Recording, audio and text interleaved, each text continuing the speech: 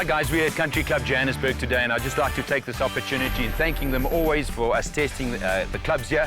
And on that note, testing, I'm standing here with the new Z-65 drivers and 3-wood. And I tell you what, did I test? And did I love testing these? Funny enough, they both launched pretty much the same, but the one always seemed to go further than the other for some other reason. And would it happen to have been that one? It was this one, that's why I'm standing with it. 100%. Now, the reason I'm leading up to this cruisy, now, the biggest difference between the 765 and the 565, the 765 is marginally smaller. It's very difficult to see them when you put it down. I mean, I was looking at them earlier going, it's not the easiest thing to spot the smaller head, but that inherently is a lower spinning club. So you're a skilled golfer, you didn't really see a difference in launch, but what you were seeing, that 20 meters more distance, was the lower spin rate off of it. That's why you're the tech. That's what they say. Jumping into the tech cruisy now, I'm going to start off with the crown. Now, this is the only part of the technology we can't really see on this driver. They've managed to thin out this crown a little bit. We're talking about 4 grams of weight that they've saved here now. Doesn't sound like a lot of weight to the guys at home, but 4 grams is discretionary weight in a driver is a lot. That gives them the ability to redistribute it, make it a lot more forgiving. When we did some testing on these, we found that the dispersion has been improved over the last ones. I'm not going to say it's 60 or 70% better, but it definitely was tighter. Your miss hits didn't veer as much offline as the older ones did, and I fully believe that has a lot to do with the lighter weight crown. The other technology that's quite interesting here, Cruisy, is what they call the power wave sole. Now, you can kind of see it tapering off even on that driver over there.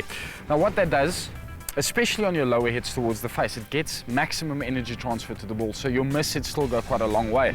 Especially evident low on the face, you know, early in the morning, full out of one, back's a little bit stiff. I tend to do that often.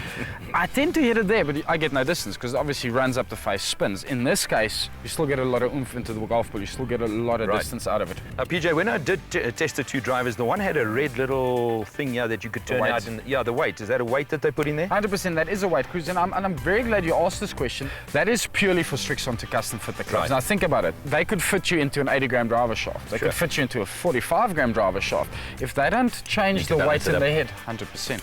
That's for swing weighting purposes, and that's for their purposes. When the club gets built, the correct weight will be inserted. What would the driver be without a fairway?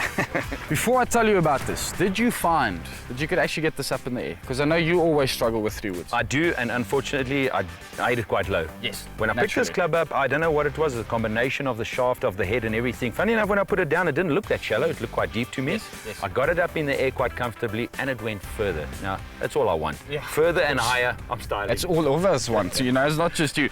Now, 100%, now, Chris, the reason I asked that, it has a lot to do with this new technology that they've implemented called the arc channel technology. If you have a look at it like that, you'll actually see that crown is dropped ever so slightly.